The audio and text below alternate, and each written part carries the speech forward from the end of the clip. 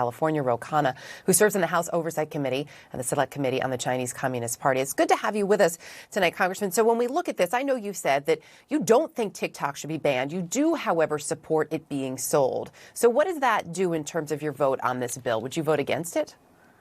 Erica, I'm leaning to vote no.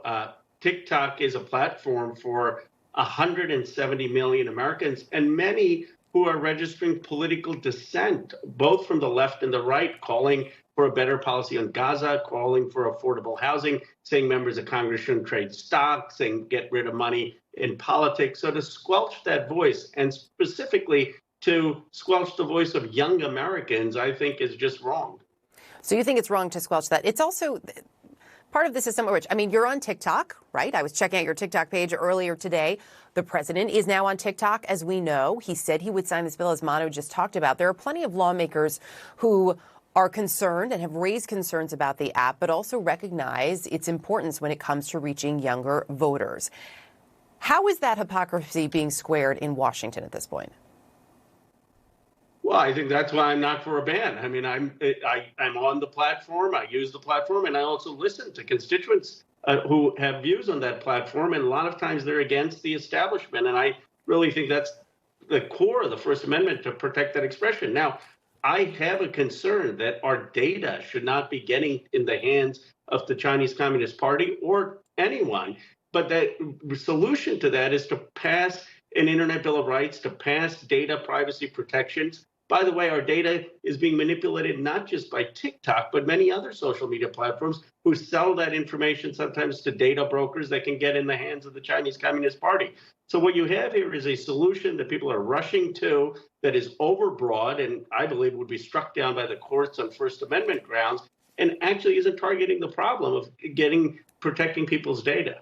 So you say it's overbroad. It does have, though, as Manu just highlighted, as we've seen, overwhelming bipartisan support here. Yet I was struck by, now you have a former president who at one point had pushed for a TikTok ban. Donald Trump is now saying he doesn't want to see it banned.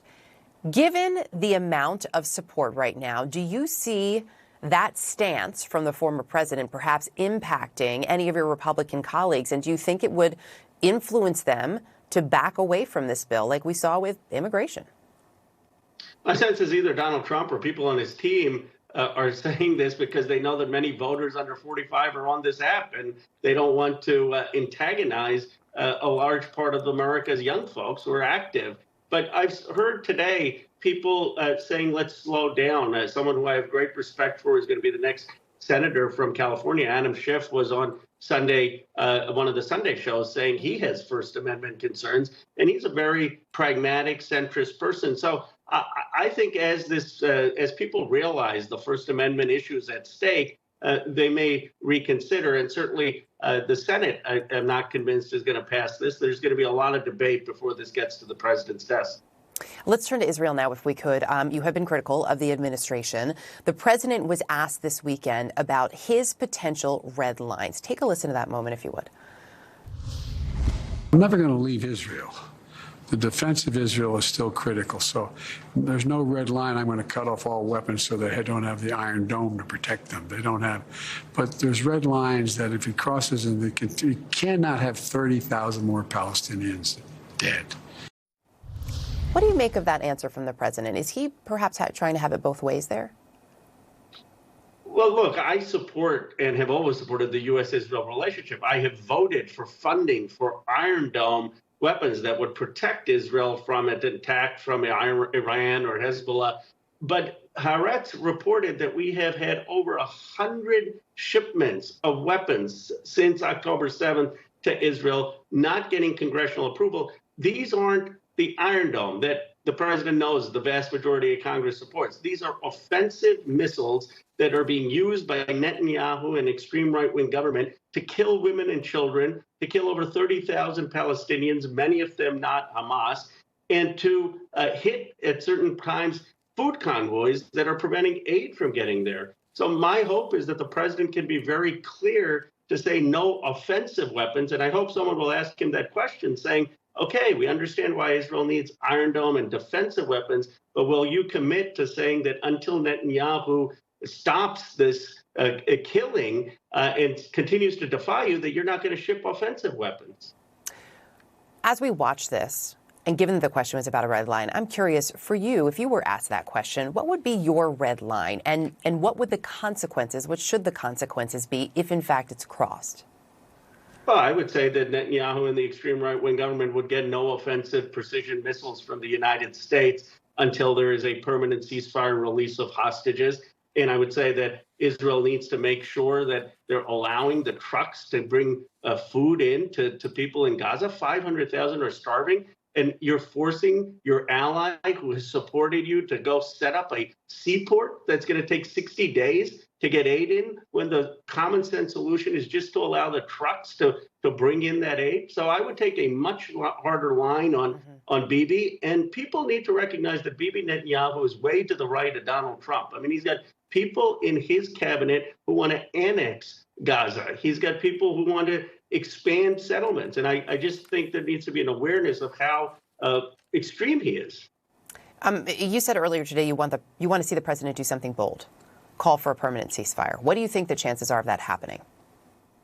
Well, I think he is getting there. I mean, he and the vice president have used the word ceasefire. A ceasefire has to be with the release of all hostages, and I think we can get that deal. The disagreement has been that Bibi Netanyahu is insistent on 6 weeks. The Hamas is saying, well, we don't want, after Ramadan, Bibi to start killing Palestinians again. I think if the president said to William Burns and the CIA, who's negotiating for us, that it's got to be a permanent ceasefire, but conditional on the release of all hostages, we can get that done. And that would be good for the hostages. It would be good to end this war. And I hope that that's the direction the administration is moving in. There is, we have talked so much about what President Biden is hearing from Americans in this country, the pushback. Specifically, if you ask black voters, Arab American voters in particular, there are a number of them who say they cannot vote for Joe Biden again because of the war, how they've seen him handle it. And we saw those uncommitted voters, right? Michigan's primary just about 2 weeks ago, I believe it was something around 13%. How damaging do you think the president's handling of this war could, in fact, be come November? I think it's the one risk to his reelection.